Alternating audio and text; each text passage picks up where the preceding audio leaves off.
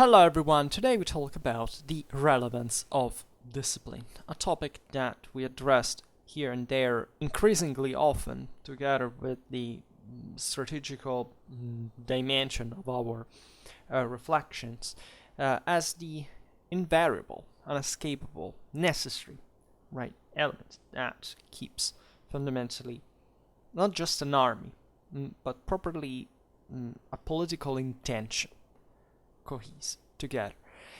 It's a topic that potentially can lead us astray in so many different directions, and surely at some point we will expand on them. But today I would like just to point out what we mean properly by discipline and why it's so relevant and why there is a human resistance to it, as most things civilizational, in terms of actual responsibility and moral value, right?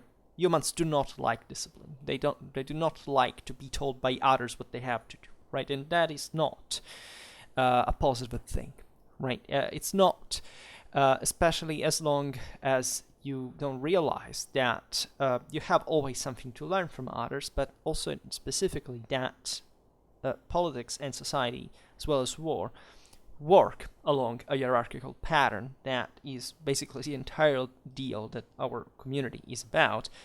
And this is universal in its nature, right? So I can't really hide behind wishful thinking about this. And it does really make the difference between doing the right and wrong choice.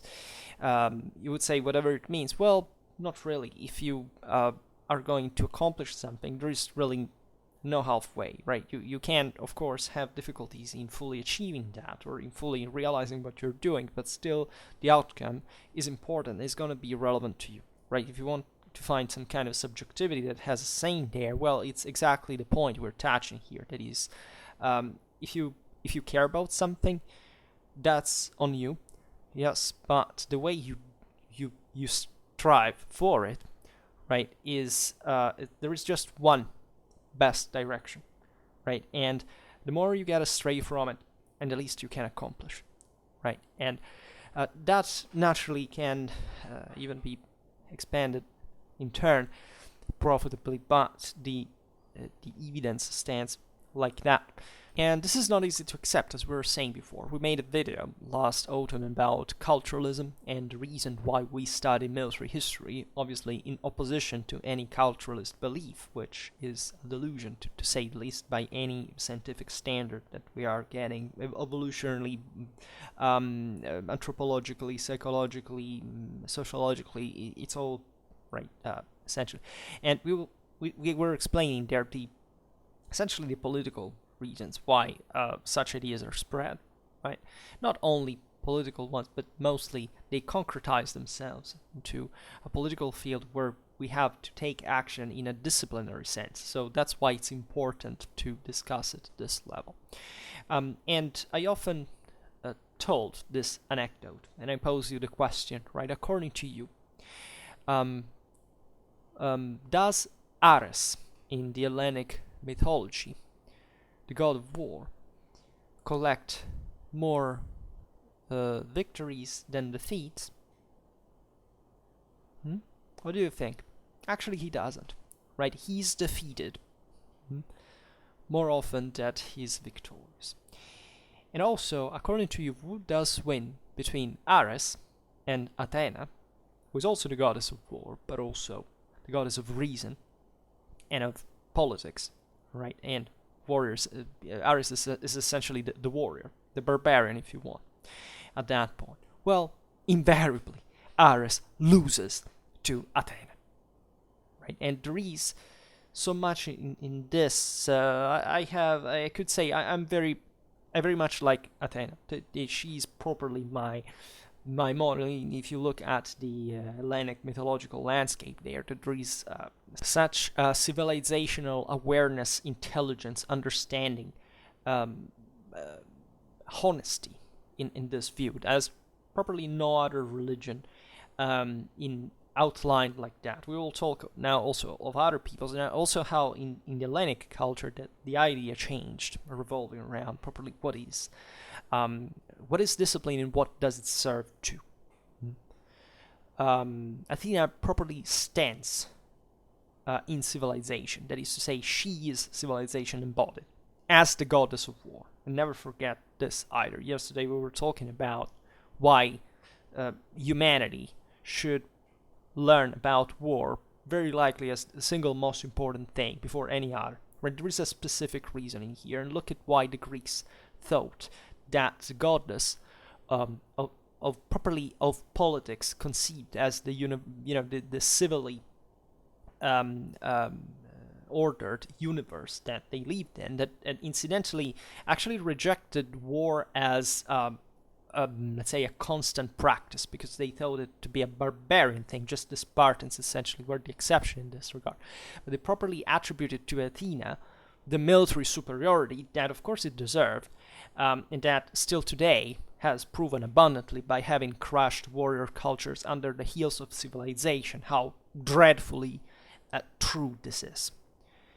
You see, the beauty of Athena is that she doesn't give a damn about anybody, and she just calculates. She's pure intelligence. She feels no mercy whatsoever, right? The warrior does, and he's weak in this sense, properly from a civilizational point of view. Of course, Athena wins every time. So the myths suggest that there is no match between Ares and Athena, right? Because Ares represents the uncontrolled forces of war, right? The second, the disciplined war, and this is what makes the entire difference, right? Also, animals fight, essentially, and there is no difference properly in the barbarian warrior culture between, a warrior, like, of course, humanly wise, those were humans, and there was a bit of Athena in every warrior in the history of mankind, right? But the difference is devastating, right? That goes in parallel with reason, right? With capacity. We can stereotype the warrior, the barbarian, as an irrational individual, right? But surely he was much less rational than, what a civilization could produce, incidentally, as a citizen soldier, for example. And properly, all the hierarchy that stands behind that, right? So here you have, this is present, you see, in every religion. Even if you pick, like, peoples at a more primitive stage of development, pick the Germans, right? It's still in the foundational myth of the universe. At the end of the day, there is a set of deities of war that essentially know how to make war better because they're more intelligent, right? And they curb, right? They subjugate this primitive, uncontrolled forces of war. The giants, think about the Asi and the Vani, the Germanic mythology. It's basically the same thing. So in every culture, humanly speaking, it was acknowledged that the brute undisciplined force is inferior by definition, right? And this is so true, militarily wise, right?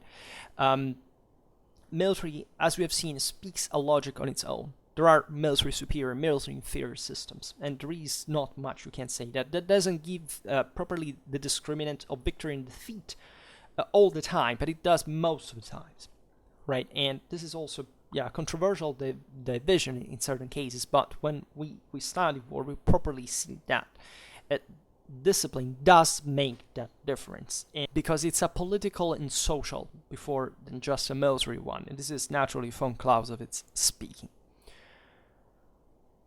The morals of the story is that the unleashed brute force will always succumb to that which instead knows how to give itself an orderly and intelligent direction. War is won normally by intelligent force, not by brute force.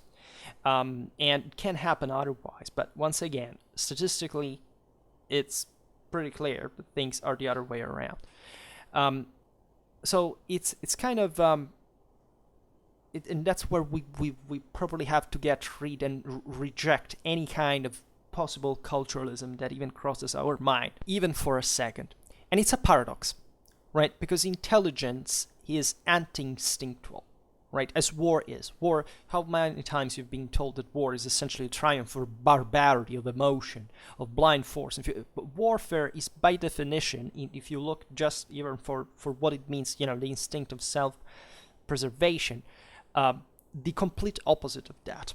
That is to say, war is created in society for reasons that are properly reasonable, right? That are probably the most reasonable of all, because their society is realizing that it's risking altogether. And as we have seen, that there is the story of society being led by a single individual that, basically imposes its will without any counterbalance. It's a myth, right? So societies make war because the majority of their moral force stands from that side, or vice versa if it doesn't, equally. So it does seem a paradox, but men, right, because we have a cult of rationalism sometimes, and we think that men, human beings, are fundamentally rational. This is not true. Humans are not prevalently rational. We know it biologically pretty well. Humans are intelligent animals, which is a different thing, right? Being intelligent doesn't mean necessarily that you are reasonable, right? And and emotion, instinct, that do take over constantly, right? And as a consequence, humans have certainly more instinctual, immediate, natural sympathy for indiscipline, and therefore a greater natural affinity with Ares than with Athena. What does this mean? This is what culturalists will not accept, because of course they would highlight not just the lunacy of their own thinking, but properly the complete irresponsibilization on any kind of civilization, civic and democratic standard, right? That violence has its own substance and immediacy that goes beyond that of calculation and control. That is to say, we are designed, evolutionarily speaking, not to think that much, but just to be irrational, right? Emotional, right? So any person who, as we were saying yesterday, for example, who presumes to understand the world without studying what war properly is, and in that sense, making a rational work on it, are actually the most violent people. There is no doubt that pacifism, for example, is as an ideology as radically violent as militarism. There is no doubt about that, because of course it's just a grossly uninformed, ignorant, and emotionalistic reaction to a reality that is not understood because of lack of reason, right? That doesn't lead intelligence anywhere. And a true rational stand is always in between. It's very Aristotelian in nature, if you want. And discipline in this regard is it's not something easy to talk about. I realize it when I make these videos. I do meet sometimes with some kind of, in fact, emotional reactions to these things, because every time I like to express myself sometimes in arrogant way. Say, I hope not apodictically, but because I tend to explain the things I say. But definitely, yeah, that's partly of the warrior, and therefore the politically and militarily inferior dimension that takes over, that doesn't understand, cannot accept that individuals are weaker when they are not together, and when they do not know how to make things work together. So it's a sort of rejection, refusal, of denial of evidence. It's an anti-scientific thought. It's properly deriving from lack of reason, and properly intelligence, in the sense that human mind normally, when exposed to knowledge, is capable of making a synthesis on its own, right? It can be an in fact an indisciplined one, right? But still, humans did tend to learn things and to get to what the discipline is, and we see here interiorized into mythology millennia ago, and therefore I presume it's also pretty disappointing to see modern people still not having grasped such things up to this point. And that speaks, unfortunately, for the very low level of educational standards that we have in our reality. But discipline is, for sure, tiring and problematic, right? Part of the reason why people dislike discipline is because it's often confused with obedience, preferably a blind one, right?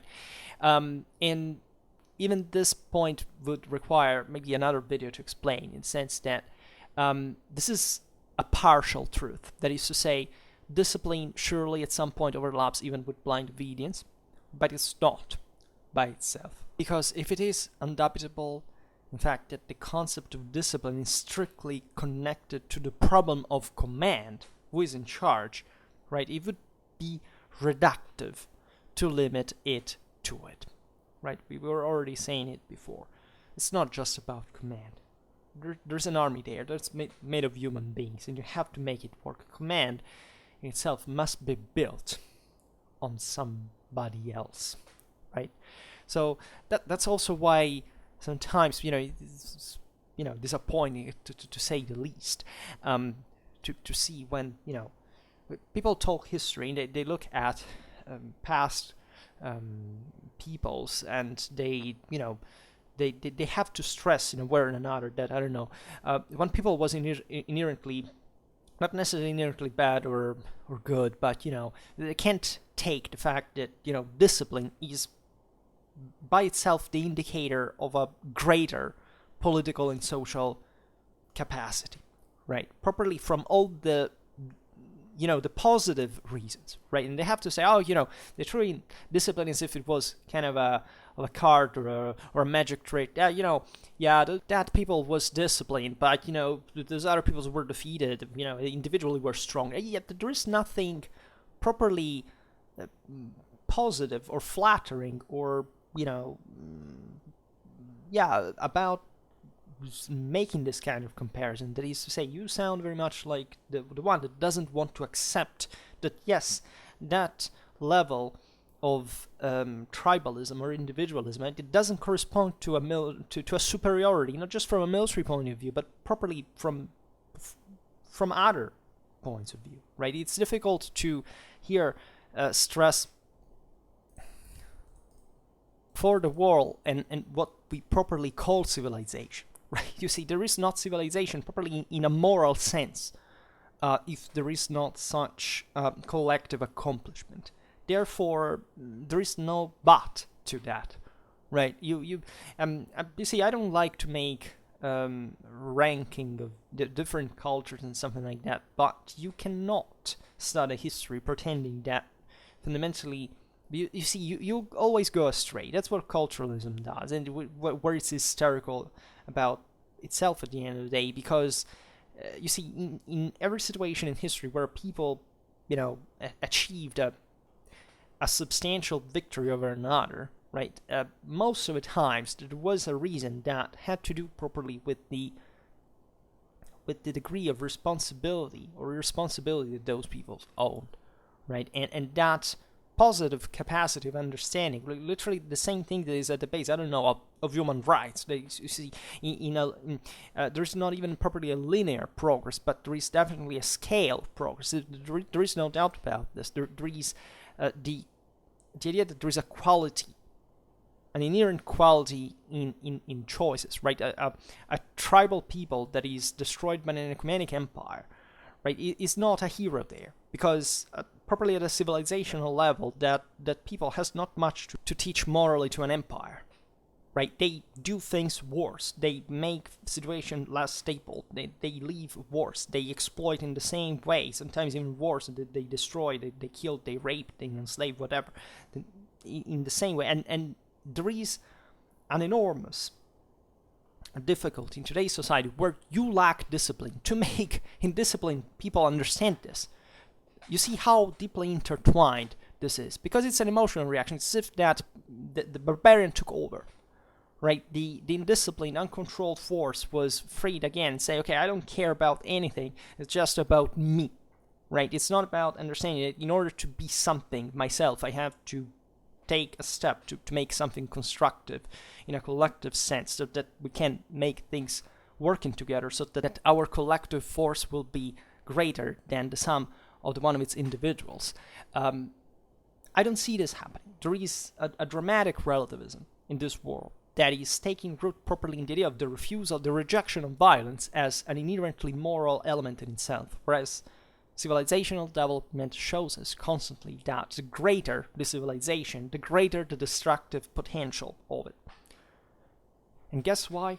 Because there is a responsibility behind that. No accomplishment comes by, we are positive, we are good, we are moral, because just we are free, we are humans. No, if you don't accomplish anything, you're not. Right? Most likely, you are somebody who cannot make a civilization work. You're not inherently a positive, good being because what you think is just a sort of polluted, ideology at some point will take you over for no reason, and until you presume that that doesn't happen, even though that's still happening at so many levels in every field of your understanding, you are a good moral being.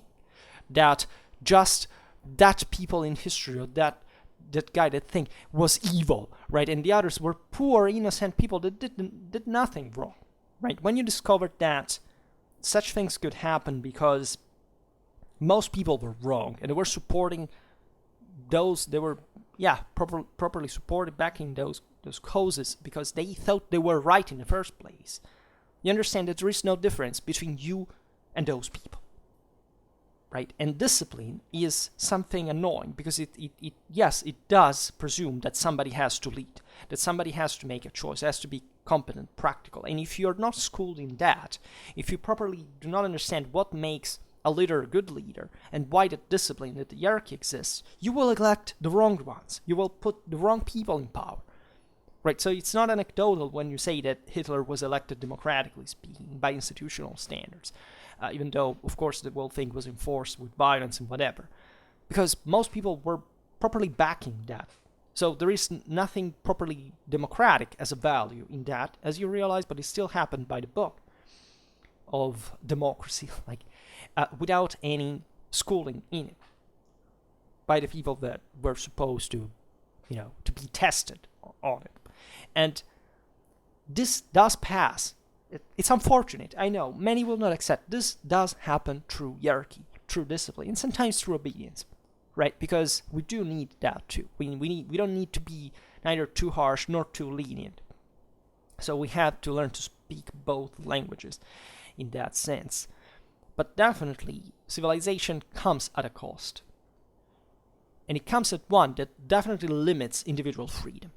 Right? And that's why we should care about liberty, as we always say, not much about freedom in itself, because in absolute freedom is negative freedom. There's nothing properly positive in it. It's just you out there, free to do what exactly? It's not because you're free that you're going to do the right thing. You have to be taught, and to be taught entails, just like in every country in the world, that if you don't send your children to school, you will be sanctioned, at least legally speaking. Because we have civilizationally realized that we need to be schooled, that is, to be disciplined, to be forced, to be brought physically in a place, and to be taught certain things, and we have accepted this widely. Because it works, because we realized it's better for society, right? It's kind of, delusional to presume that also many people, call themselves be involved in education, etc., cannot, they fail to realize this. They believe that at the end of the day, that shouldn't exist. How can you have education without enforcement? It's impossible, right? That's where discipline is necessary. And I must say that, at least this is, I presume, more understood than not, right? But how this is accomplished, I presume, is less understood than not. The usefulness of discipline appears intuitively to us in at least two aspects, right? First of all, since war is a clash of wills, discipline helps to support these wills, right? Essentially, keeping them in contention for longer. Secondly, the discipline automates the transmission of an essential component of this will, that is, of hierarchical origin. This is extremely important because it basically supports your will to fight and also gives you a proper mean to it.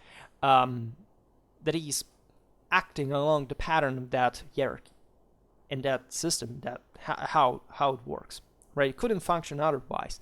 So this is not true just for war. In politics, war is politics, as you know. It's just an hypothesis of it. It's an instrument of it, of course, but it's essentially a political act by definition, as von Clausewitz teaches. So society is ruled by politics. There's no way out of this. It's the whole human experience that is defined by this. All religions, all philosophies, all all social structures are concerned with this. Basically, what we are discussing most of the times, overwhelmingly, directly or indirectly, is about what our hierarchy should be about, because we are set properly as social beings to constantly support the struggle. You see, if there was no struggle, politically speaking, if there wasn't a left or a right or whatever, there would be a flat desolation where properly we would die, literally from a week to another, because there wouldn't be anything to do. We need conflict in order to keep up our social structure, because hierarchy is founded on that discipline that is supposed to be backing that struggle. And without the struggle, there can't be an improvement. And society did improve over time along this pattern, right? So discipline enters both the static elements of war and the dynamic ones, right? Because from one side you have essentially a motivation, it's a moral dimension. From the other, it's properly also a physical one, right? In order to be disciplined, you have to learn that if you disobey, something bad is going to happen to you, right? It can be also mental, in a way, but still, here we're talking about a struggle, right? And that struggle, it requires properly some tools, right? And whether intellectual or material, but still, it requires an investment of resources for those. So, once again, there's no way out of this. And discipline is teaching you to lead, right? Nobody can lead without being properly disciplined. This is also a very old saying, and it is real, right? We see it basically in every society, for example, from at a military level, that the younger elements are the less intelligent, the more physically dynamic. Therefore, they are the most easily controllable. The most easily, you can't send an 18-year-old soldier to do things that a 30-year-old say, well, are you crazy to do that? Because we're properly set mentally to be needing socially, even to compete, to have a certain attitude towards others, to the relation towards authority. Young people are normally hungry for authority. That's also why they often own more extremistic ideas, because they are polarized along this social hierarchical pattern for which they have to obey to something that they see as an absolute, right? Why? Because they need to obey, right? Whereas more mature people are normally more developed, and they can start questioning the reasons why obeying them, so that they can't teach others how to behave, and you need a discipline there to enforce it too. So this has always been the case. We were talking about recently about I don't remember which video was that, but it was the adoption in the Germanic comitatus, right? It's pretty evident that existed in Germanic war bands. It existed in the Roman legions. It's always there, right? So we can say properly that in this sense, war and society could not exist without discipline. Right, just it could not arise without a hierarchical principle of political origin, right? Because let's imagine what would an hypothetical undisciplined army be, right?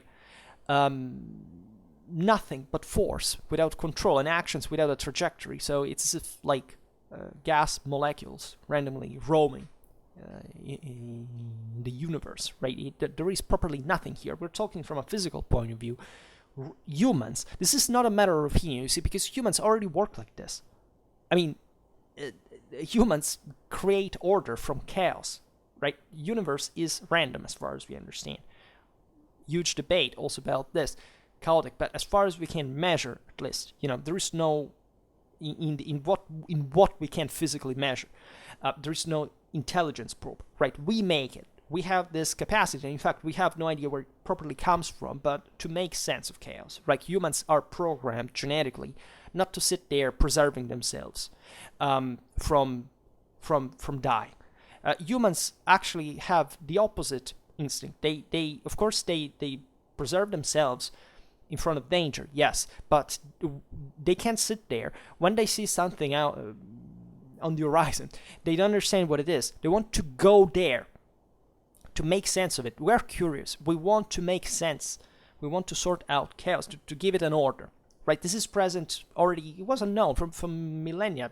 Human civilization already realized from religions, from everything before modern science. We know we've worked it like this. There is properly no other healthy human behavioral pattern but to be attracted by this and to go out and make something of it, to applicate your mind, to make it work. Because evolutionarily speaking, we realize that when we do, we can live better. Right, we can't get ourselves into trouble, right? But still, we can accomplish things. But if we manage to solve that, we have acquired something that is much better than before, right? So that's why also being scared of, I don't know, of violence from a conceptual point of view, not from, of course, being scared of being harmed, but properly, saying, I don't want to study this thing. I don't care. It's just properly, there is a psychosis behind this. It's not normal from a human point of view. Humans are made to go out there and understanding things that are provocative, that are even apparently contradictory, that are controversial, because we love this stuff. Our brain is properly created for this sake. And having another attitude is telling the history of repression, of abuse, of insecurity, of ignorance, of something that, for whether or not it didn't go the right way. And believe it or not, there are entire countries, cultures today that are properly set alongside this idea that there is no need to learn certain things because they're too terrible, right? I don't want to say about war because I don't want to get depressed. What kind of idea is that? Like, I get depressed when I hear something like that, rather, right? And you see, when you try to say something, to try to make understand, you often meet with a barrier that is typically recognizable from a psychological point of view as the one of denial / post-trauma, something that you realize derives from some progressed problem. And I'm not kidding about this. So an undisciplined army is a contradiction in terms, because properly there is no human community that doesn't work through a rule, through a standard, to a discipline that properly tells them what to do. Because humans felt compelled to fit in that discipline. They feel engaged. They feel even positively engaged. There is, for example, in sexual terms, a marked correspondence. We know this from criminology, from sociology, from psychology, that an overlapping with the peak of male creativity and the peak of male violence, right? Many people find this disturbing, unacceptable. So it's literally how we are programmed, right? You can't change this unless you alter our genes, which is something that we wouldn't definitely like to happen if we want to be called humans in the first place.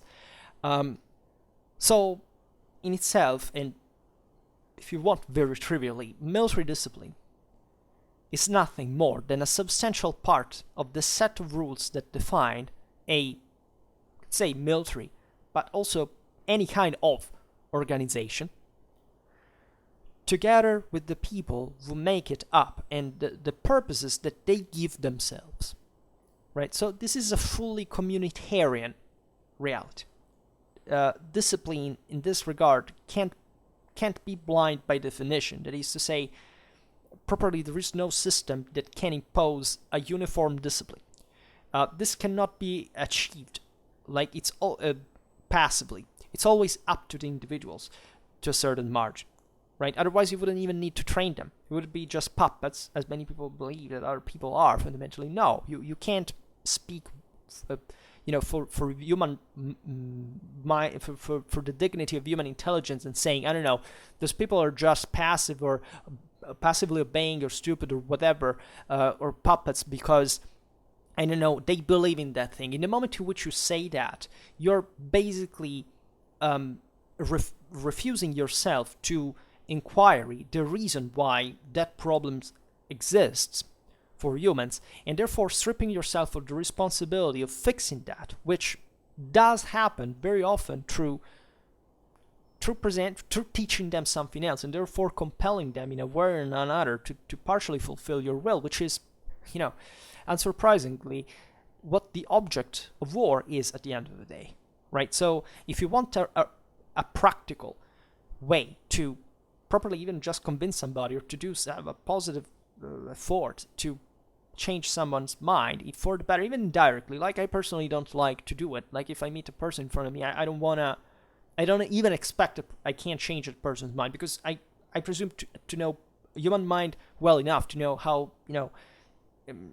properly imbued certain rooted are, and that I can't change it at the moment, right? But I can give like an input to wake that person up at certain level, saying, look, there is also this.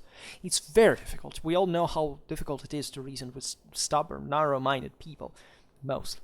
I consider stubbornness as a positive thing, because I'm stubborn myself, but properly the idea of narrow-mindedness that does obviously emerge from the fact of simply knowing less and therefore having sometimes no idea of this kind of concepts, is something very difficult to erode, especially when a person is at that point already mature, right? If literally their brain now is being set like that from decades, and that's what their intellective reach has at this point solidified by a certain degree. Well, at that point you need therapy properly. It's not a matter of education.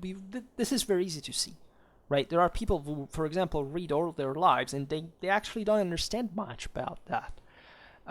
We know how our mental growth proceeds by steps, and you can properly spot how developed and undeveloped the person is along those patterns. So it sounds a bit positivistic, let's say, as an attitude, but because human mind is literally has an infinite potential, so that's why we always hope that a person can be better, right? But also realistically, we know how difficult it is. That's also why violence historically took some, violent form, because at some point you have to make this thing work. It's like think about torture, right?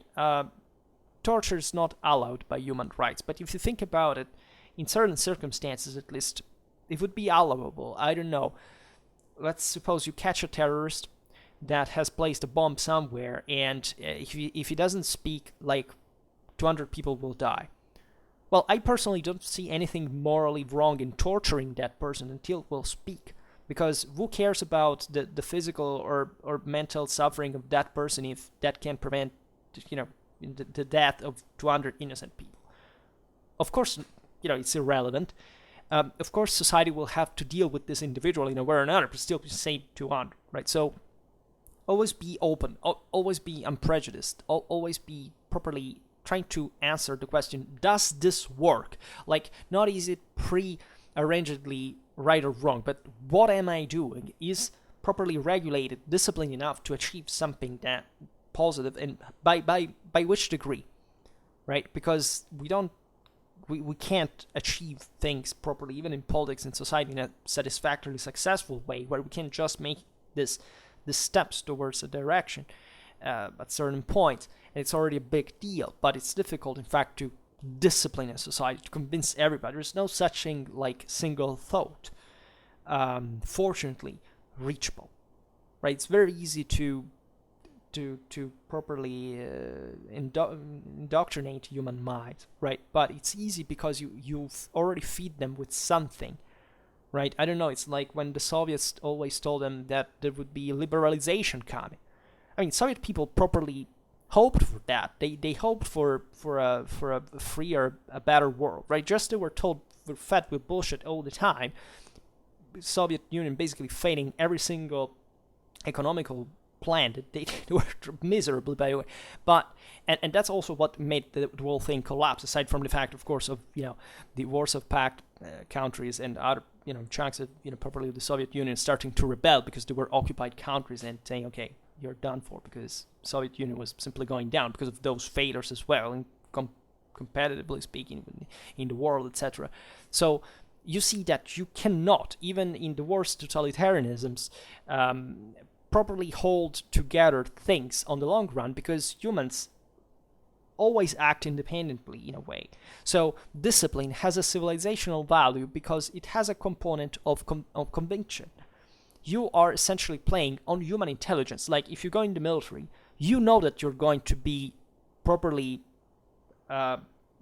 violated psychophysically. You know it's going to happen, right? Hopefully it's not going to happen by, properly criminal standards, but you know that you will be made suffering, because that's what you must be tested for in order to cope with what happens in combat, that nobody would really like to experience, but so it is. How do you form a soldier? That guy is designed exclusively, like all the military, just to kill people. And it's not normal, for example, for human standards to kill people. Most humans are just, made for, punching their chest like any ape, or throwing rocks or sticks to each other at a distance and then getting away. It's not normal to kill people. It turned out after World War II, most people didn't properly shoot even at humans, because they can't instinctively. Literally, you have to trick the human mind to get to kill people if you want to have a soldier. And this, in the past, by the way, was much more brutal in many ways. There were ways that were less effective because societies altogether were less effective, politically speaking. So we often speak of, I don't know, we talked about the Germanic Comitatus more than once, the Gaelic Fiannas, whatever, any war band you can imagine. There was what today would be concentrated not differently from properly, not just a criminal, but a psychopathic abuse by any psychophysical standard, to bring people to carry out those lives, because it's not normal for human beings to properly have. But those societies needed those bands to carry out stuff, right, more or less, and that's how they discipline themselves. Today we wouldn't accept that in a modern military, because we have, as we will see at the end of the video, another way to properly tell people why they should be disciplined, which is still controversial, because it's not necessarily going to be enough at some point, right? We are very indulgent, socially speaking. It's the same reason why there are so many people that, for example, do not know these topics. And this is not properly positive from a military point of view, because for the same reason why these thoughts are not there, properly the military culture of a country, its strategic education, its proper capacity to cope politically, in military and socially with a war, is much reduced, right? And I presume it's really one of the scariest things that our society has not properly fully acknowledged, and part of the reasons why so many wars could be avoided properly today. So it's therefore another aspect of the dependence of military culture on the politics and society that it expresses it. However, this is just a part of the problem, as we were saying before, because behind this smoke screen, there are still Ares and Athena who are confronted, right?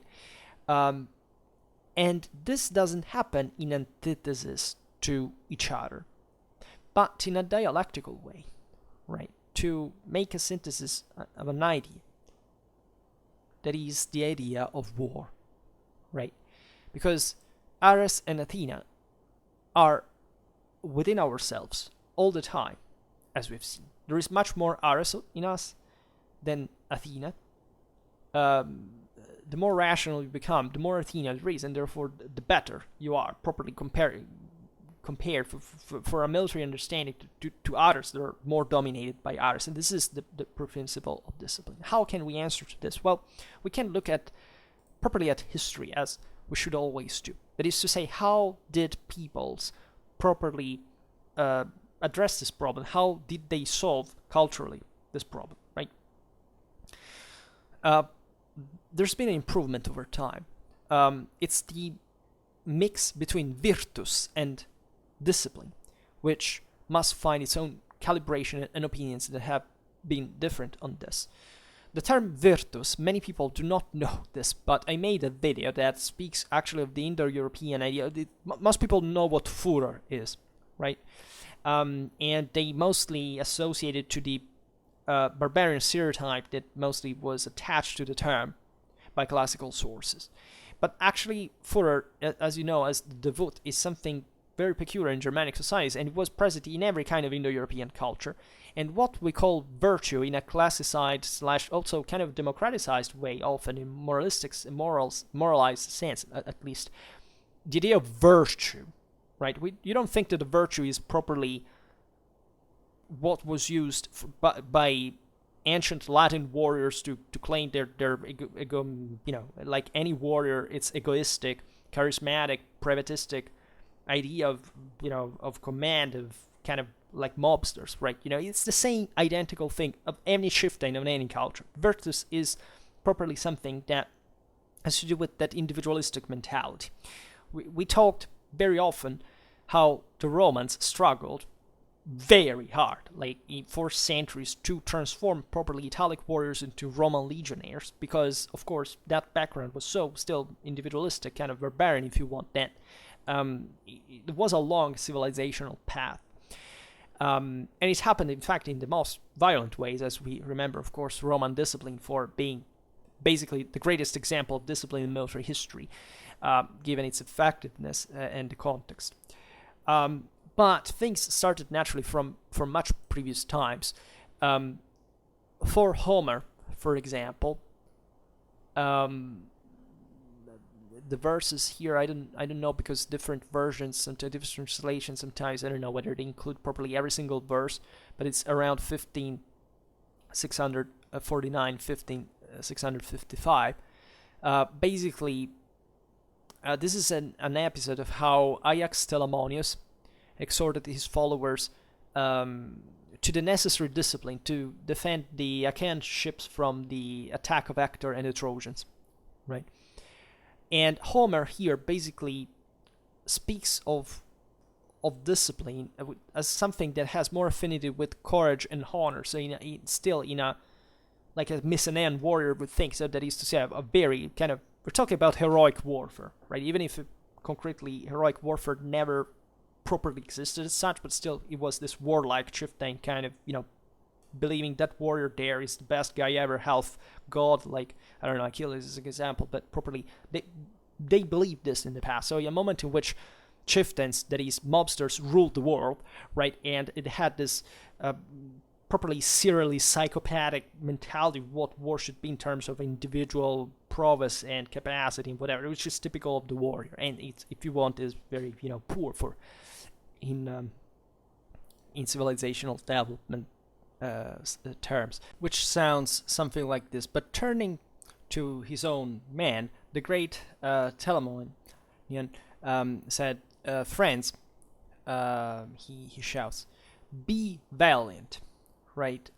May the flame of shame enter your heart, and fear one another, and fear and respect one another in the strong melee.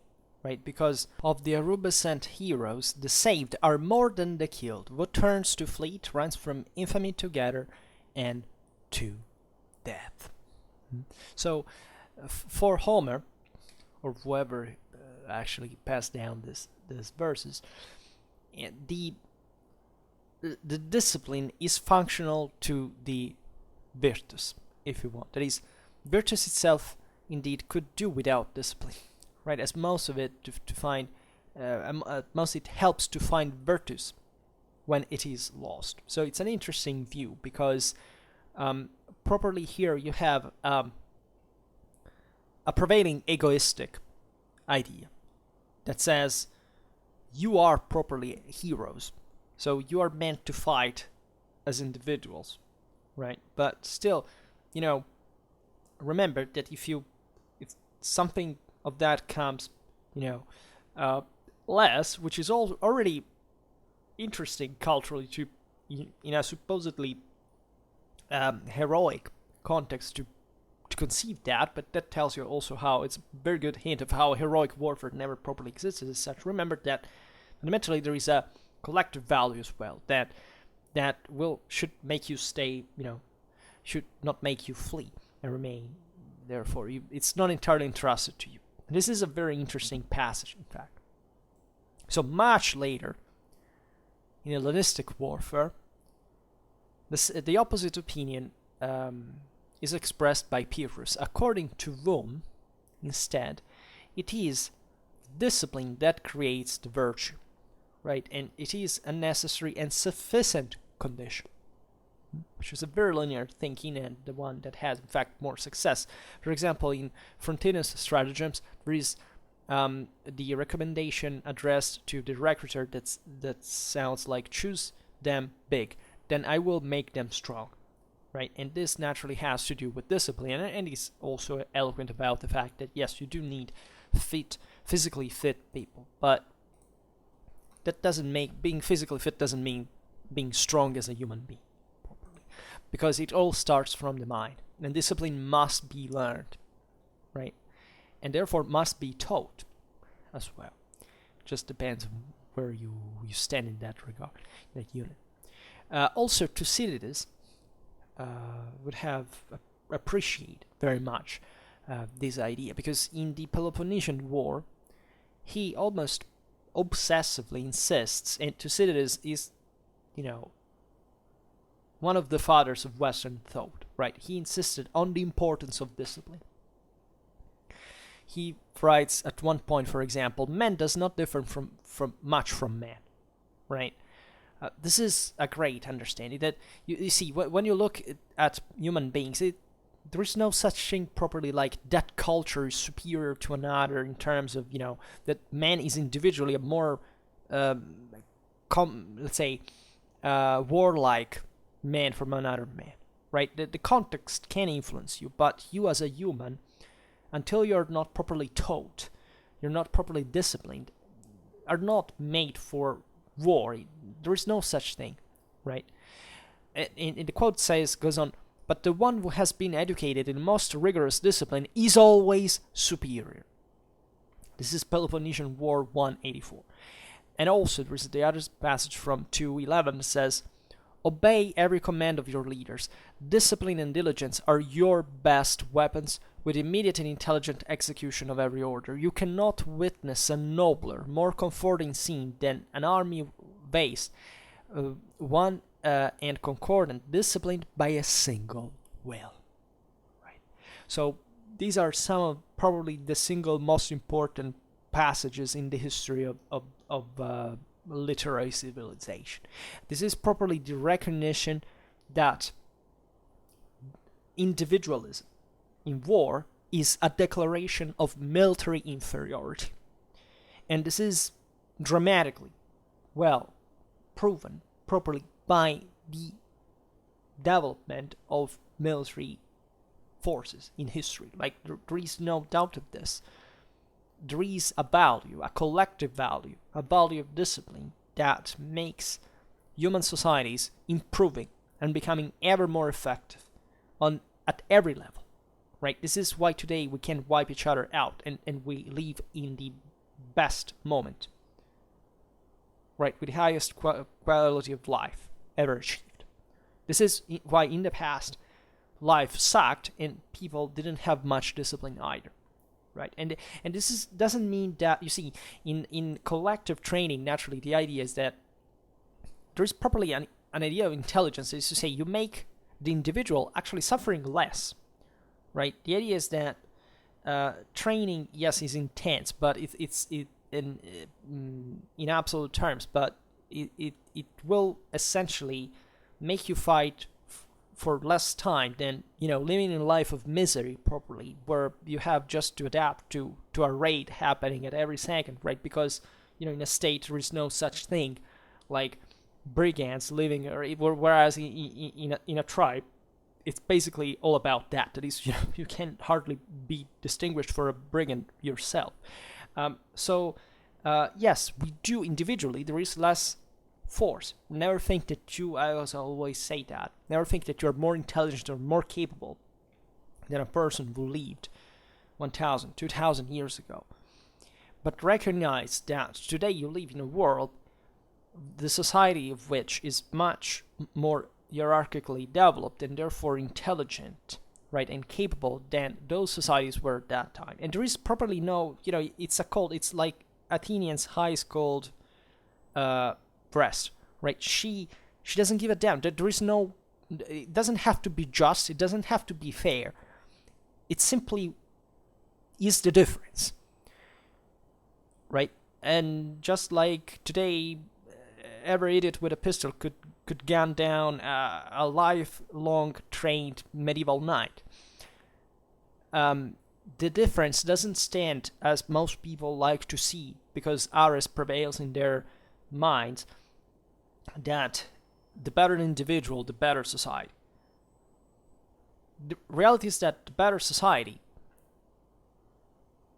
the better, at least, the life of the individual, right? And yes, maybe less the capacity of the individual at certain levels, yes, in others not, because we still support a lot of pressure. We still recognize that our commitment has to be constant at some levels. But of course, we all complain of the fact that today, on average, doesn't seem most people are actually that productive or capable or individually unsubstitutable, let's say. Like sometimes in the past, society was never like that at the time either. But surely there was individually more was required, at least to fit, however, that the problems of that society. It is not to say that we're doing it because they were properly better, worse people. That's why there is properly nothing like a better, worse culture, right? There is something that we can understand from one another. Even just we have simply a different way of dealing with life. We have different forms of intelligence, right? But don't never underestimate, in that sense, what individuality was required there for making it true. Today, though, much greater responsibility derives from the understanding of that political and social discipline, because without that, all what we have built properly doesn't work, right? And the lack of investment in our interest in it is bad, right? Not because, as I was saying before, human societies normally do not quarrel and complain, and at the end of the day improve through this properly our capacity to discipline ourselves, but because we could be much better if we only acknowledged the existence of such dynamic, right? We could make literally the difference for so many people not to die or to live better if we only acknowledged the civilizational value of discipline, of what it meant.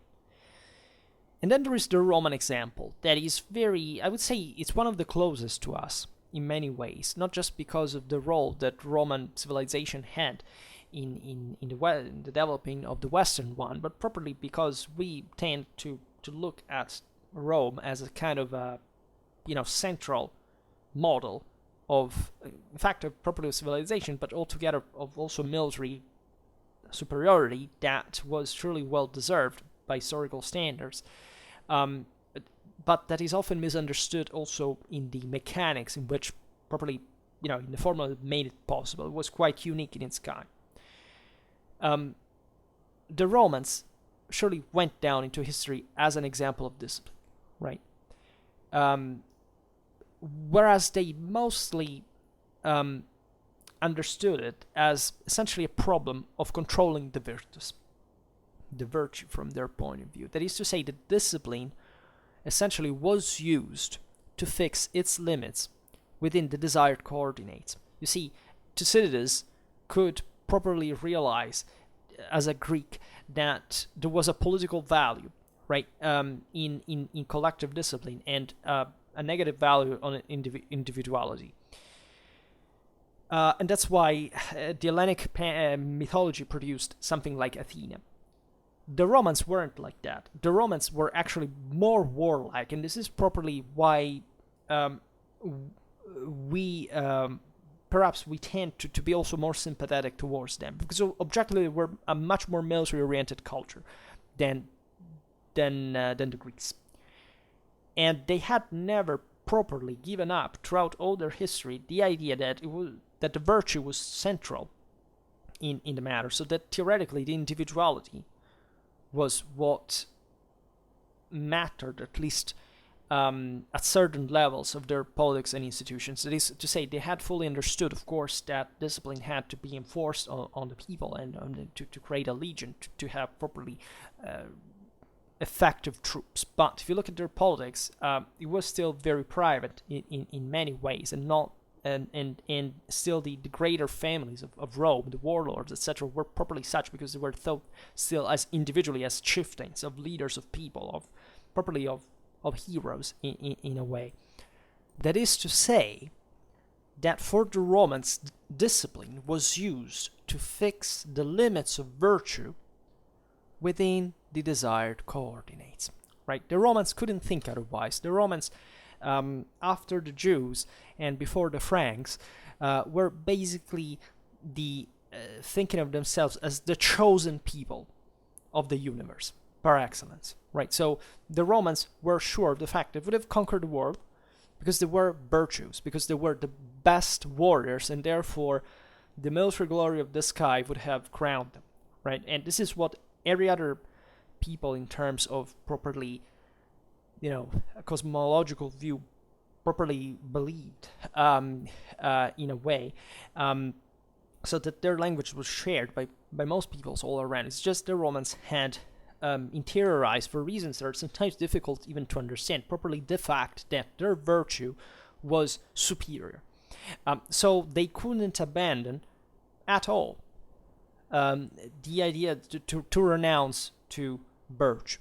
But surely, for practical reasons, in the moment in which they became a civilization, which is something extremely rapid, chronologically speaking, so they also properly had no time to dilute this. This is quite fascinating because it's also showed in Roman religion properly, right? The Greeks had properly a military culture that had metabolized this thing of, and had created also more cultural resistance at a certain level, which is also partly what the Romans exploited to defeat them. But properly, they had, as we've seen, accomplished this enormous feats in the history of human thought, such as properly fully realizing that humans, still in a world dominated by gods, which the Greeks believed in, that human superiority stood. It's a humanistic principle in its political capacity, right, and in collective training and discipline. So the Romans, and for whoever knows Roman history, especially the early one, and the Roman sagas and so on, where there is a lot of hero culture and warlike individualism, but there is this story, the interiorization of also alongside the later, at least the way the Roman sagas were properly reintegrated into an historical works in later times, often at centuries of distance, that they would essentially strike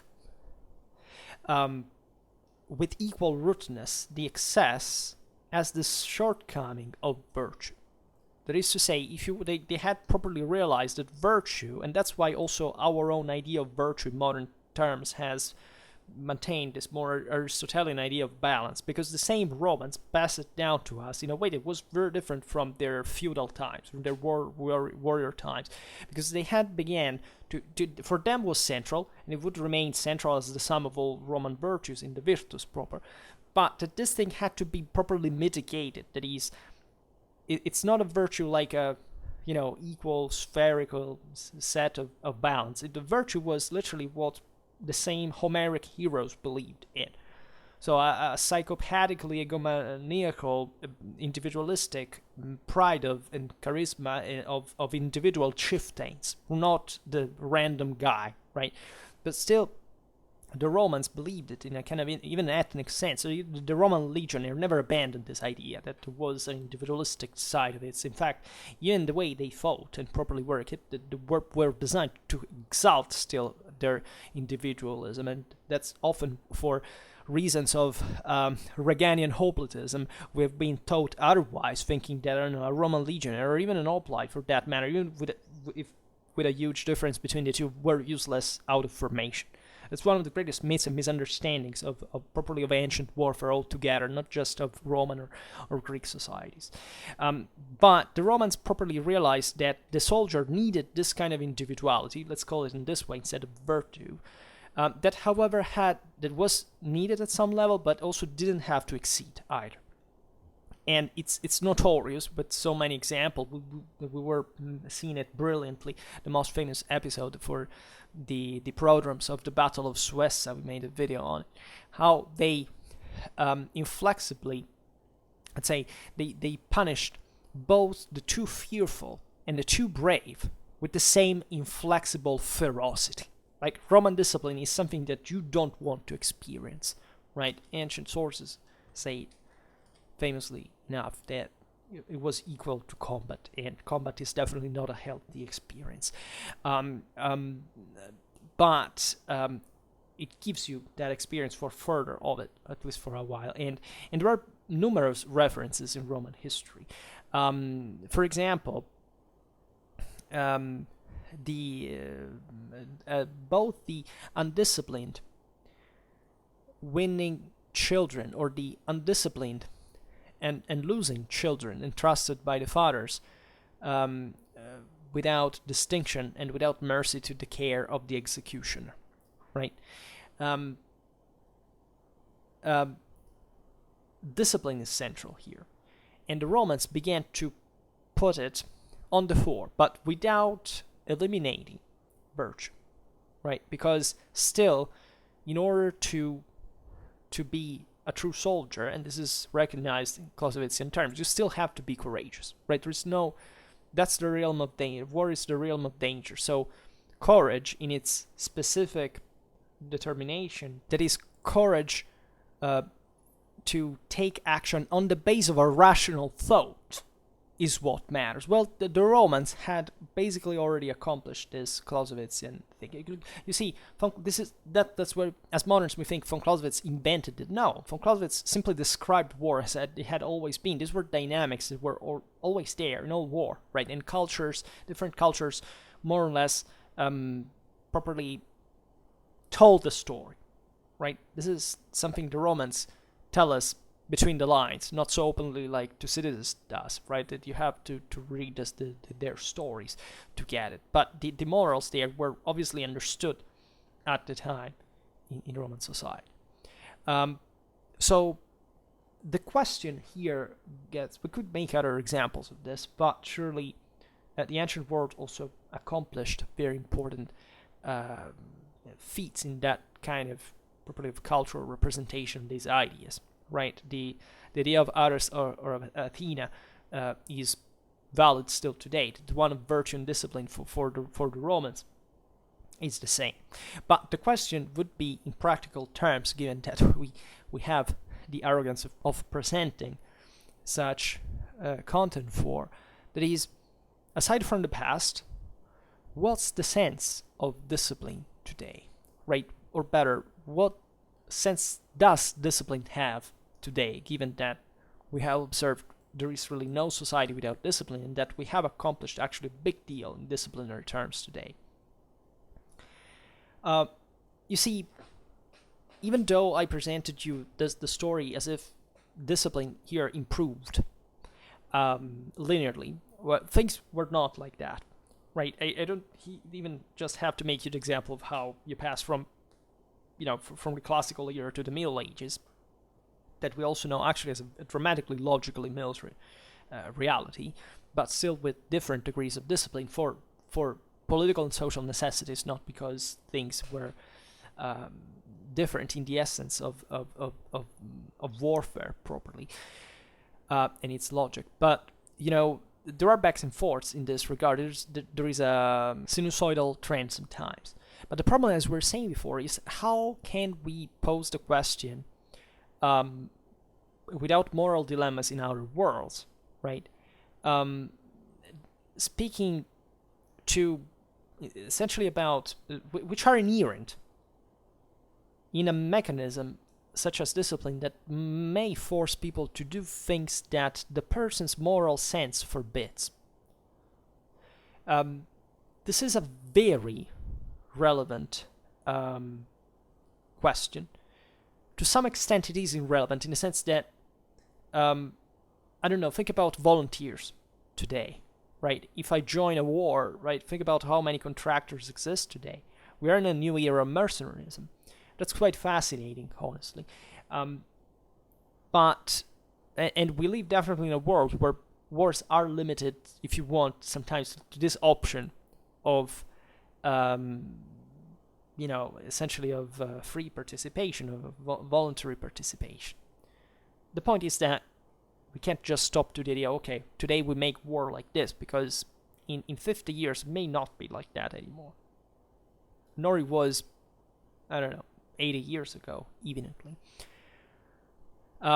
So things change, and we don't have to say, okay, we've been lucky to have been born now, so everything goes fine. No, we're making this video exactly to stress that our individual responsibility is always required, also for the collective sake. And today, given the fact that we're generally more oriented towards the theoretical application, practical one, let's say material one better, not to exclude the possibility of positive application of this idea, of course, and actually exactly for that instead, it's ever more relevant, right? We are ever more invested with this task, we're trusted also with this task, and it's our responsibility, thus.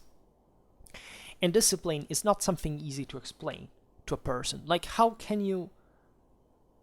It's a struggle, even with parents. How do you? There is a huge debate. How should you raise your children, right? You know that discipline is important. You know that in a mentally healthy person, that there must be the right dose of harshness and leniency, right? To come up as a capable individual that is capable of discipline, both learned and taught in this regard, that is both capable of obedience than command at some point.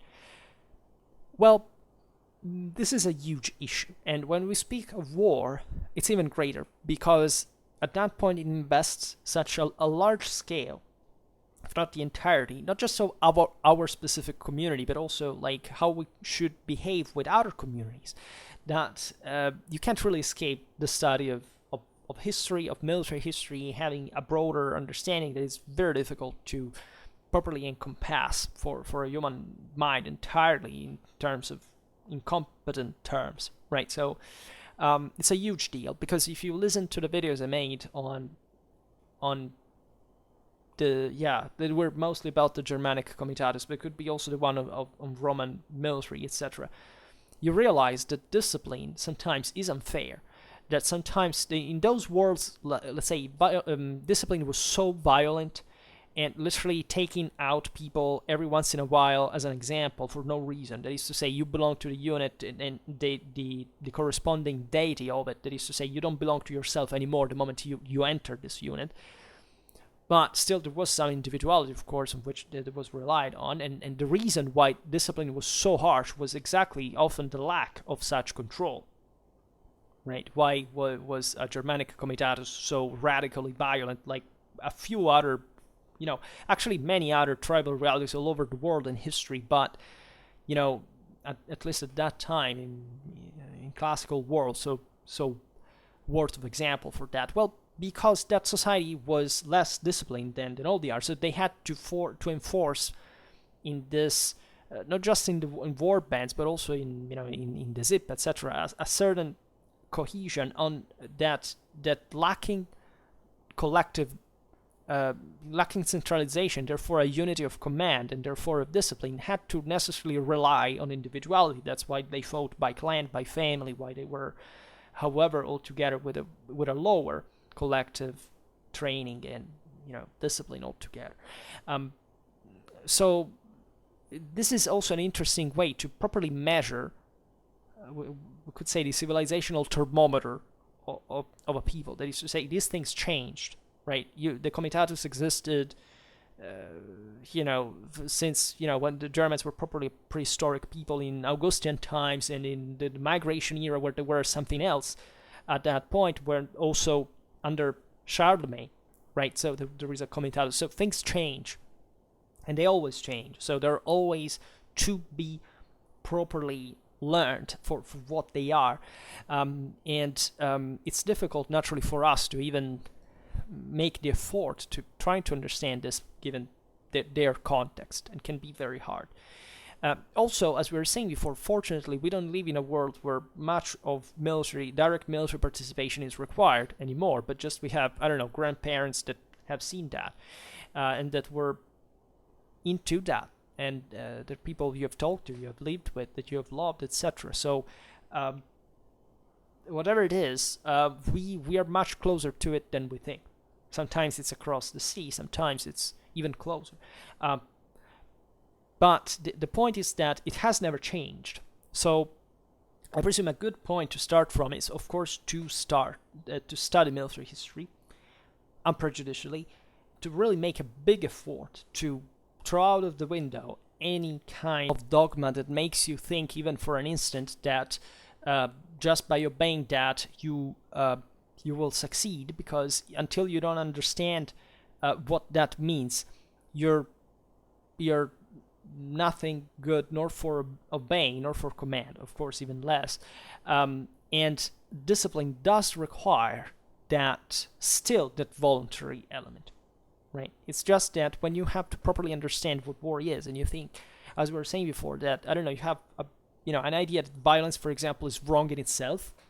Well, that may be actually an anti-civic and anti-democratic idea, as we all countlessly said. That is to say, you shouldn't have problems with violence. You should have problems with who and why especially uses that violence, because that's what makes the difference. Resistance to tyranny is,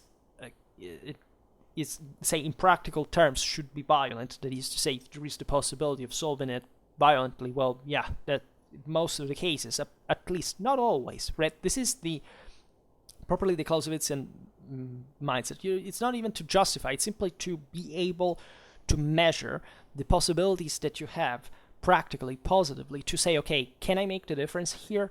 And then you take your own personal responsibility for the actions you're going to take, right? Just turning your head is not a good thing to do, morally speaking, and we mostly do this, right? And I know life is hard. I'm not saying that just because we don't live like, I don't know, a Celtic peasant of the 3rd century BC that has to cope with raids, that can't wipe his farm from a moment to another. That our life is necessarily so functional to understanding such political, military, or social issues at a satisfactory level. We all have problems of some kind that prevent us to learn all what we would like, to responsibilize us to. But the problem is sometimes even realizing that we have to do this, right? Which is enough, because at that point, according to your own possibilities, you will try to do that. And still, that according to your possibilities shouldn't be an excuse to think that you made your due, and therefore, okay, I don't care, because inherently at that point you have participated less, and therefore you have accomplished less, and you have, in theory, less to claim also for you. And that's also another issue. It's not easy to solve. What we would like to stress here is not to, of course, what discipline translates itself practically into, right? Because it can be sometimes, in fact, very difficult to understand from a moral point of view. Not just from a moral point of view. I mean, moral may be largely meant, but even properly to acknowledge what discipline is designed to do at a psychophysical level, for you to cope eventually with what war is exclusively about, that is violence, that is combat, right? If you, for example, exclude this connection, you think that a military man is just sometimes a guy sit behind a chair that doesn't have to have further responsibility. You don't know properly what the military is, right? And there are no ways like to to get around the thing. There are certain countries in which the military is not used, is not told, like, think about the Ministry of Defense. This idea we have to be to defend. It's already a very heavy political and moral, indicator there of something that is even scared to say. It's basically the Ministry of War, right? And that's how it should be called, right? But some people think that just because it's named like that, it could be, could arise, I don't know, certain strange political ideas. Well, it shouldn't, right? A society that needs to have these paranoid behaviors towards even, describing reality for what it is a society that has problems, and, you're just fitting the delusion there. It's not psychologically healthy thing to do. It's like not helping a person to grow up. It's criminal by certain standard, but still these things exist, and that gives you a bit the dimension of how stagnating and immoral and unaccomplishing sometimes our communities are, because they don't even have the courage to have an honest talk about things that by now we know that a person like me can discuss for entire hours on the internet, and that of course doesn't get quite much of a attention, but that interests somebody, and because evidently they have some substance, because if anything they tell stories of our own world that are under our eyes, and everybody can learn from reading books, right? And not only, by the way, even getting on the street for that matter. But here it's important to stress the principles of warfare implicitly include discipline in the principle of unity of command. We have seen it at the beginning. We could add a bit hypocritically, because this seems to want to avoid going into a controversial detail in this way. That is to say, I entrust everything to a single guy, and therefore that guy has all the responsibility and the rest doesn't quite have.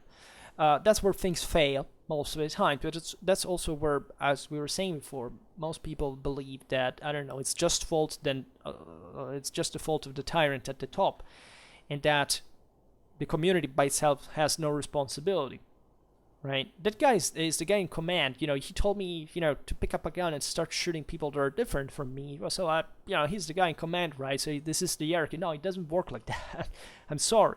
And at that point, the problem is you. It's not the guy at the top, because even you and him are one versus one. Right? You can imagine the rest of society as well. So there is a disgusting the responsibilization in historical narrative that we have for everybody. This is valid for National Socialism, for fascism, and for communism. Unfortunately, most people I know, all from any place, from any country, whatever, mostly have pretty disturbing ideas relatively to these ways of reading the past. Because first of all, the majority is either pro or against one of the two sides. That is to say, they're biased because they've been, I don't know, they presume that since, I don't know, their country had, I don't know, either fascism or communism, still if you criticize whatever it was, it's as if you were criticizing their country. I mean, that means to be properly morally imbecile. I have no other way to put that, and that's a problem, because those people vote, those countries are filled with that kind of ideas, and those countries are in the world and do stuff, and that's true to down the line till the bottom, and the individual guy. That person presumably teaches others, has children, goes out there, speaks, and it's a problem. That is, how do you cope with it in the first place, right? You see, discipline, as we were saying at the beginning, most people don't like discipline because they presume that if somebody criticizes others, it's a form of aggression. There can't be properly civilizational improvement without conflict, right? This is what history has taught us dramatically. That even war provided, some dramatic, properly knowledge for humans to do things, not just in war, but most of the rest, even in civilian application. That doesn't mean that sometimes has also wiped out entire resources that could be used possibly in that fashion too. So that's why it's important. But let's say there is properly nothing intelligent in refusing to obey, in refusing authority, in refusing discipline, in refusing obedience, as much as there is in refusing liberty or sometimes even freedom on a certain level, because you can't even enforce completely certain, can't properly take out completely certain ideas, right? You can't reject democracy, you can't reject pluralism in that regard. There is, it's always like it's a balance between the two things. So obviously on Schwerpunkt, I often talk from what it seems to me that the greater problem is to say, of course it's, okay, let's not make me say it in political terms, but it's obvious that the balance of the world, or a country, whatever community stands either from one side or another, right? And as historically determined societies, in my opinion, we are still suffering of properly of a trauma, right? That is completely understandable, but still doesn't justify properly certain attitudes that have persisted in that point in mature way for a developed society worth this name, and that actively cause damage. Sometimes properly in letting people presume that fighting against something in a certain way, because this is a matter of ways, right? The discipline teaches you to address better and more intelligent your action is properly to solve the problem you're fighting against. Sometimes it's the opposite. Sometimes it's like with war. It's a war fought badly because you are indisciplined, you lack strategical education. You haven't made the thing better, because maybe you were kind of right about the intentions, but you still screwed everything up because you're not good at it. Maybe you lose, and the guy that is worse than you will triumph over you and will oppress you. So most people still do these things today. They feel that they, just by waving a flag saying I'm pro this or against that, is actually all it takes to be, to solve problems. By a certain margin, it does, because that's also a way to enforce a certain idea. But mechanically speaking, that is just like an unorderly wave. That is, if you wanted to make a point, you could express it in an articulate, intelligent way and solve problems much more effectively. So the lack of discipline properly brings to this. It doesn't have to be exchanged like a fetish for authority or whatever. I don't know. I personally don't have it. I don't think I'm I'm probably more conservative than not, but I just by myself, I don't like incompetent authority. Definitely I don't, right? And I am very violently arrogant about that. That is to say, they're doing that. That's maybe because I have some portion of command, or maybe just because I'm too undisciplined for finding a better solution, right? But these are problems that I put myself in front of every day, because I say what you manage to achieve in this realization and behave accordingly really do make the difference. Like every video I make here, like every word I say, for me is like a trial, because I realize I talk way too much and I say things that are sometimes they're even properly difficult to receive, not just even difficult to express. Like I maybe I'm mildly satisfied about how I manage now to deliver some speeches, but I'm not really sure that I can see further beyond of how much what I say is properly understood. I'm saying I'm disappointed at it. I see it. Sometimes I'm not understood. I'm not properly gotten, and part of the reason I want to attribute it to my own indiscipline, because if I were colder, more rational, whatever, I probably would achieve more. Right? It's not by shouting more or by sounding more excited, whatever, that you necessarily make the best thing. You can attract more attention at the moment, but still people will say, okay, well, and actually it's the cheaper thing, and therefore that, if anything, that will have a negative, unqualitative impact on people. So it's a big mystery why I make these videos at some point, because I could even do something else, right? I just hope that at some point, I don't even know whether I can go on the long run in this world by stating these things, and because they're so difficult, I mean, they're so easy to misunderstand, that I don't have much of a positive expectation of how this is gonna end. I really don't, right? I believe firmly that what I say has a specific sense, and I perfectly know where it's heading, but I don't know whether this will actually, this is even relevant, considering lots of other things that are going to happen. But still, I try, because I presume it's important, and I presume I can have that impact, right? So this does take a discipline to attain. I'm making these videos every day, so it takes a lot of time. And I know I'm not doing it alone, right? I'm self-imposing myself this routine, this discipline, this action, and that's because I believe in things, and I presume I understand what I'm saying specifically and why it's relevant.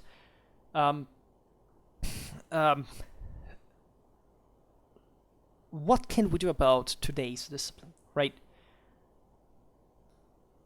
It's easier, perhaps, from a communicational point of view. It can be a strategy, indeed, today to address the problem of discipline, rather as a form of responsibilization, which is a term that I, in fact, often use, right?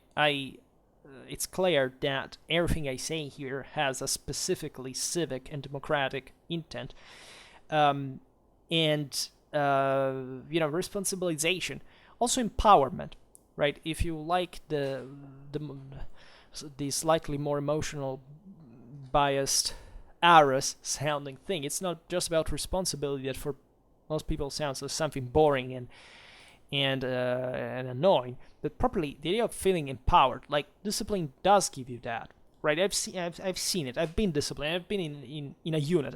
I've even ordered a march at some point. I know what even a few times spent in that group, in that hierarchy, can change your mind, like. And I was deeply impressed by it, because I realized that if that system was transferred, even just in a tiny bit in society, well, we would probably have a much greater civic education and democratic culture. So terms like responsibility and empowerment seem to be an adequate form of discipline, at least an adequate, presentable, consistent form of discipline to be presented with modernity proper. It's already difficult to represent the concept of responsibility that properly manage can go beyond the boundaries of individual responsibility to understand those of collective responsibility. Why do you think I make these videos, for example, insist so much on discipline and violence and so on? Because I presume that most people properly do not understand, I don't know, that when they study history and they look at a people that was kind of more, less developed along those patterns, you're talking specifically also that morally puts you in front of a greater challenge. Right, there is a lot of sympathy in popular culture towards, I don't know, I can't say even maybe the names of single peoples or whatever, but you know that there is a kind of a tribalistic bias nowadays that fits dramatically well with this sense of irresponsibility and incompetence and ignorance at the end of the day. And I presume it's very real. That is to say, of all the possible shows that you can make on, and from a historical point of view, with all the possible narratives, with all the possible intellectual, artistical interests, visions, whatever, there is a dramatic flattening towards an individualistic / tribalistic / identitaristic idea. Have you ever wondered why? Because those people, the people that produce these shows, whatever, know that perfectly well, and they design those shows exactly like that, because they know that the majority of people will pay for that.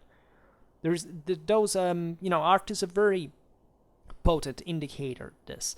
What is unfortunate is that, from one side, yes, there can be, for example, there is a greater historical interest than before.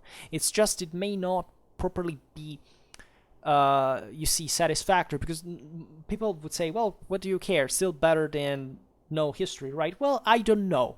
I'm not entirely sure of that, because if you could do something better but really good, right, that is not properly what most people conceive in the range of artistical possibilities, because they're so habituated with what they see right now that they can't distinguish even fiction from reality or reenactment from historical.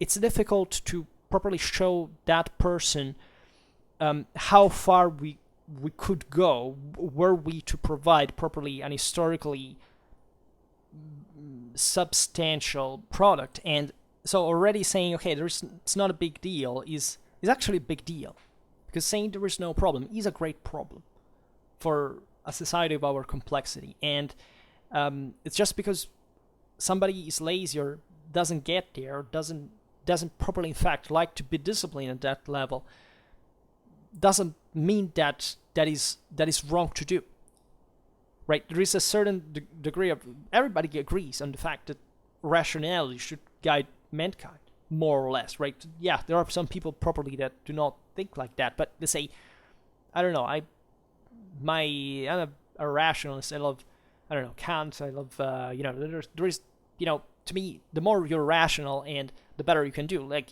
you don't have to be transformed into something that exceeds the human rational capacities to be dehumanized at that level. But still, I think that we could make much more sensible things, and by being more reasonable than not. Also, properly, there is another limit in here, that of course a person doesn't like to be surpassed in rationality and intelligence. It's just another intelligence in the first place, that, as we've seen, is not even enough for understanding reason proper.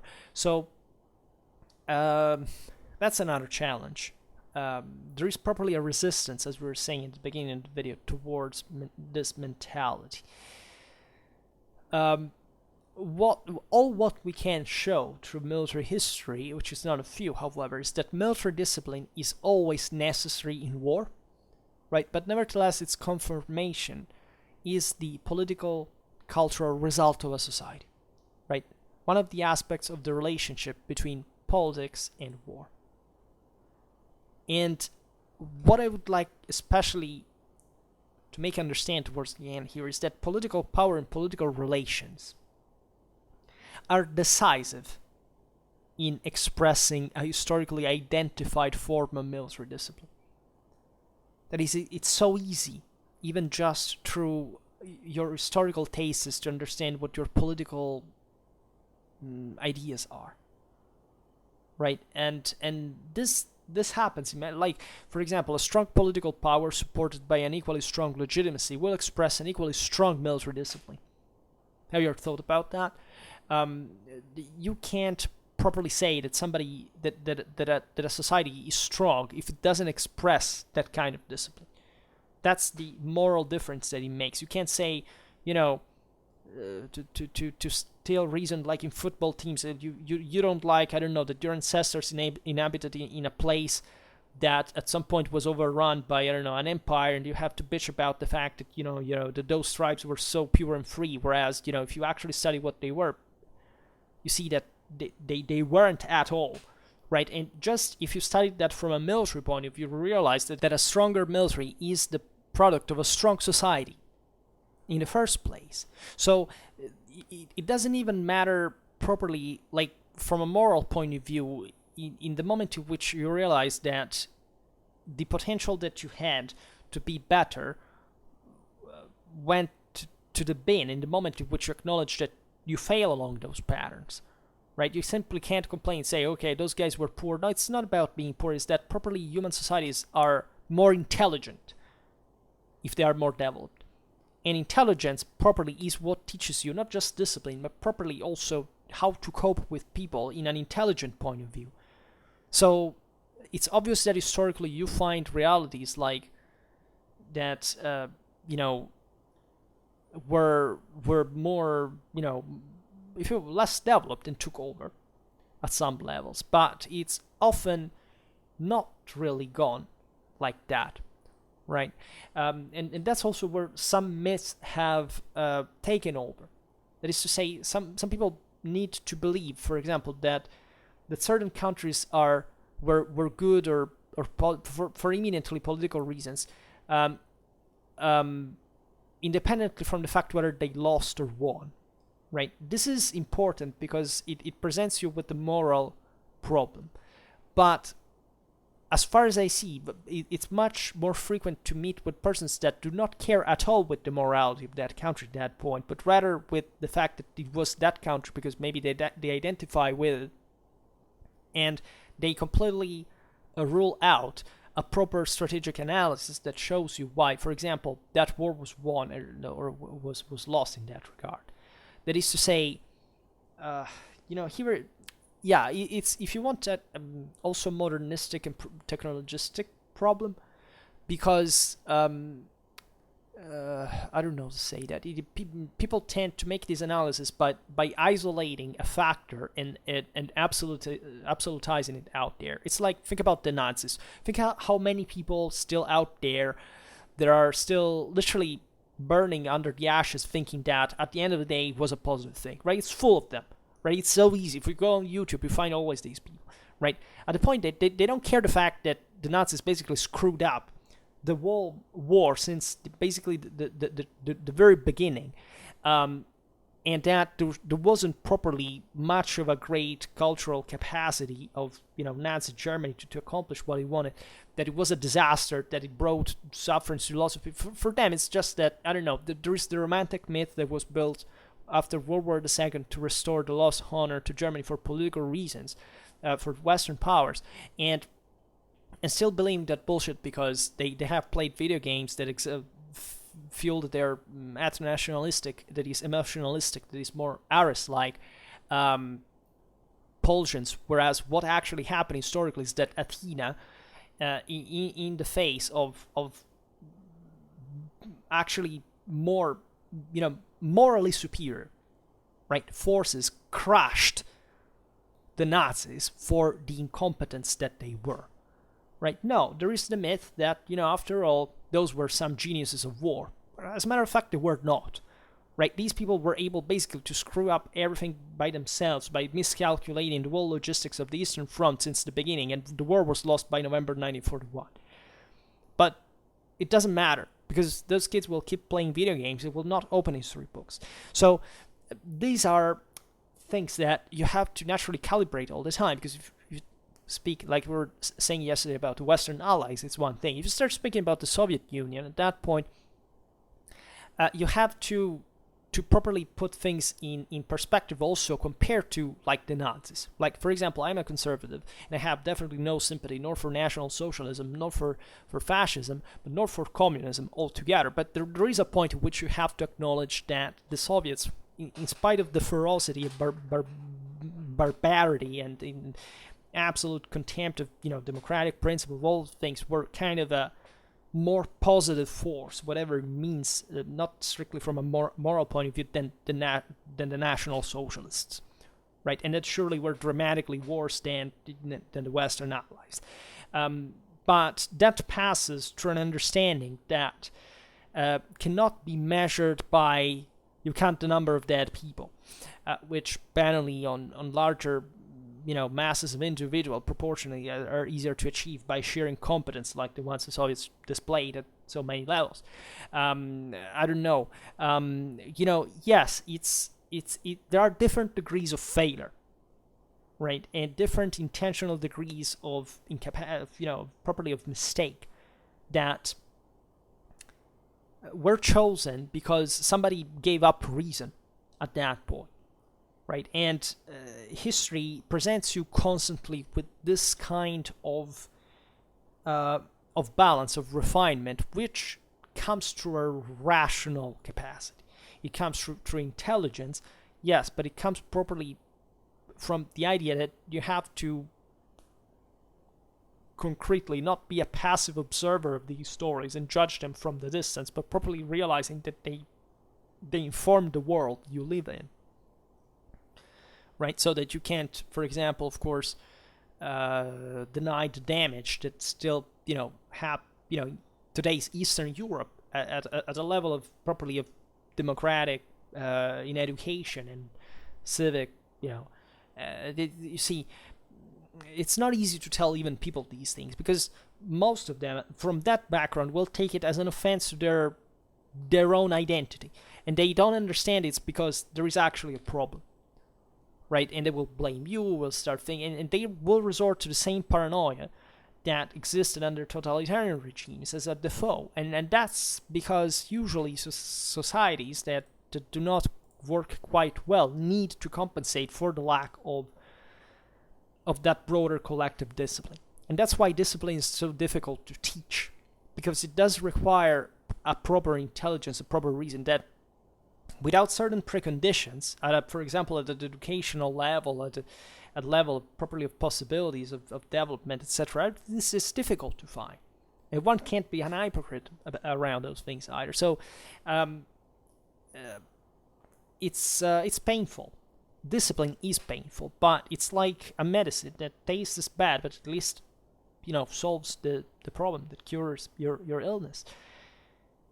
And unfortunately, it turns out that you can't really accomplish much in life if you don't sacrifice something else. The problem is seen here from a moral point of view, how much you can gain through that sacrifice, which is not something you can calculate just like an accountant, because it's something that you have to project on the longer run that is unpredictable, and therefore you have to make this effort of seeing what that will imply on the longer run. And it's not easy at all. Also because humans are essentially creatures of habit. That is, we just tend to procrastinate, to be lazy, to say, okay, well, maybe this is not much of a problem until it smashes into your face. When it's too late and it's too big and it's too unsolvable, right? So, and this happens all the time. There is properly in everybody's lives a problem that will never be fixed of that importance, of that proportion. In that maybe you will not even necessarily have to cope with at a certain level, but in a way will have made your life more miserable than it should have been, and also for other people in the process. So you understand where does that collective value, that need for discipline stem from? Do you understand why it transcends the individuality? Because it doesn't matter what a single person thinks, and that we should be humble sometimes to simply say, okay, I have something to learn here, and not to shut my mind to the first thing that goes astray from my preconceived notion of whatever I felt that thing had to be because it made me feel better. That's an issue, right? And when we find that political unity with a strong military discipline, in all history, you see that you will always find a strong community membership of political origin.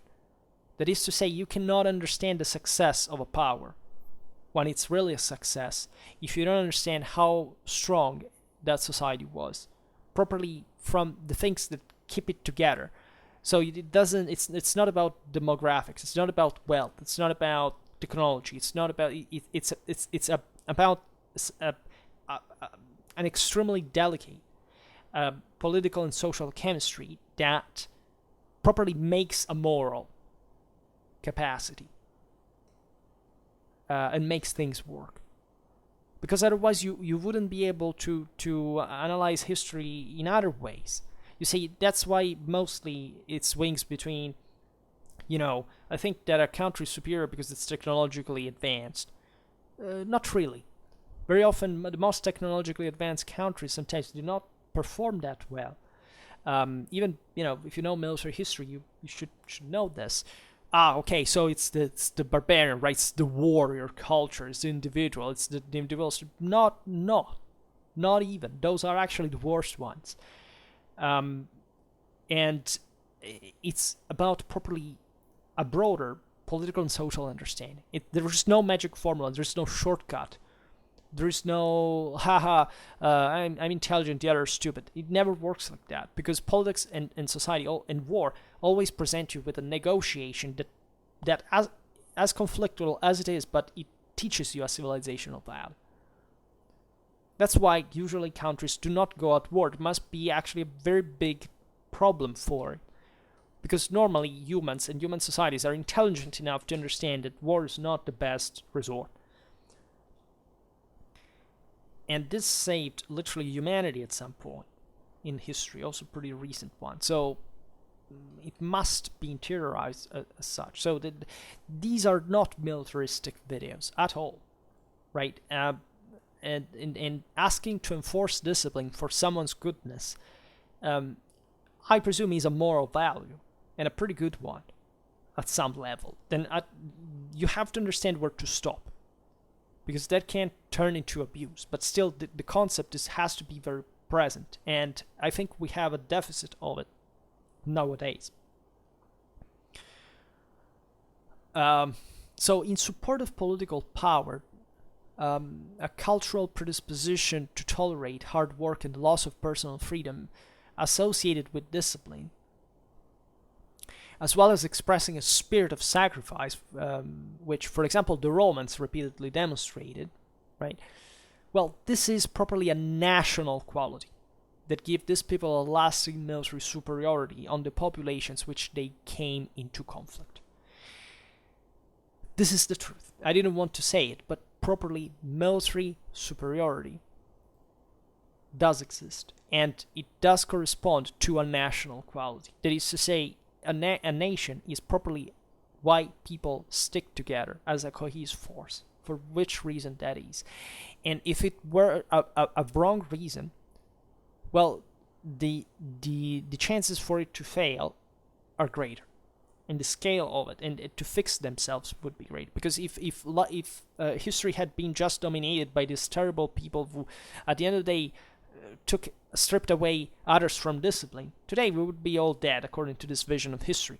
What we have done historically was stripping ever more freedom from people, and we dramatically increased our quality of life. As we were saying before, this is not we explained the difference between freedom and liberty. So this is not a matter of a linear, okay, let's strip everybody of freedom, it's done. No, you can't. You can't, because properly you can't. There is no way to do it. Humans are always going to be free. They're not going to be curbed like that.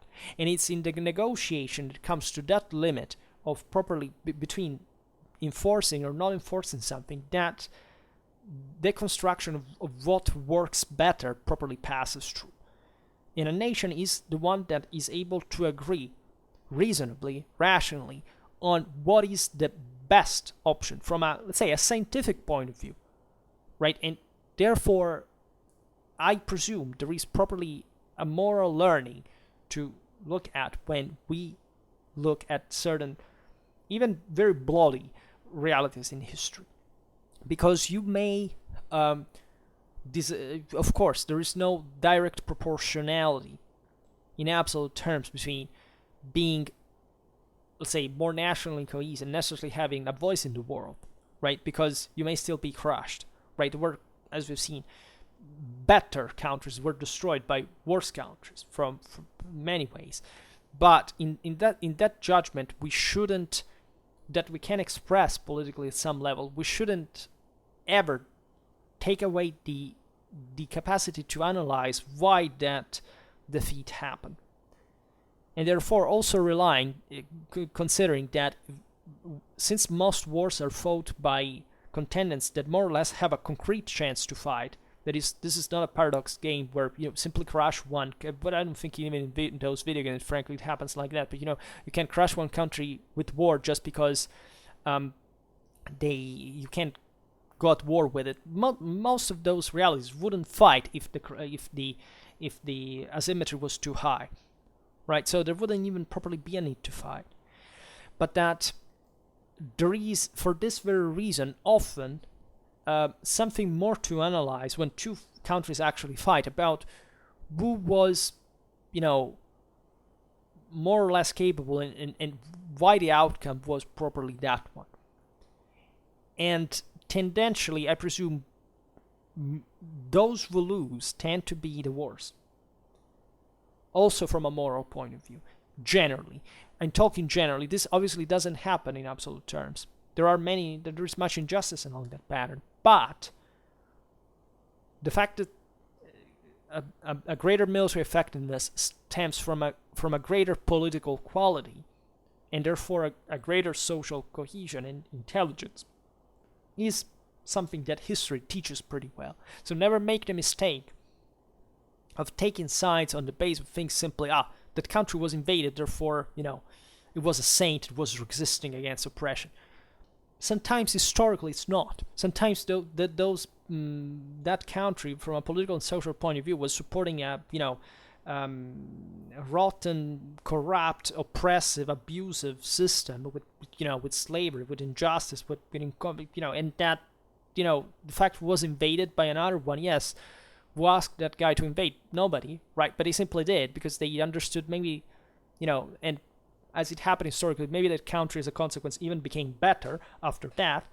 Yes, you can't maybe say this to the people who got killed in the process and their families, but if you see it on the longer run, well, it's a bit difficult to say that civilization is something that is properly not exportable, sometimes even with violence, right? And the good historian, the good citizens should properly be able to judge these things in a serious way, because it's probably one of the most serious topics in absolute terms to define, and not indulge into that kind of emotionalistic factionalism that is capable of egoistic warriors that just fight for their own charisma, so that somebody insults them, like mobsters, they have to kill everybody as a consequence. Because I presume really the prevalent attitude is still that one, because always remember, instinctively Ares prevails in humans at all times. We all are. It's not a matter of what character you have or not.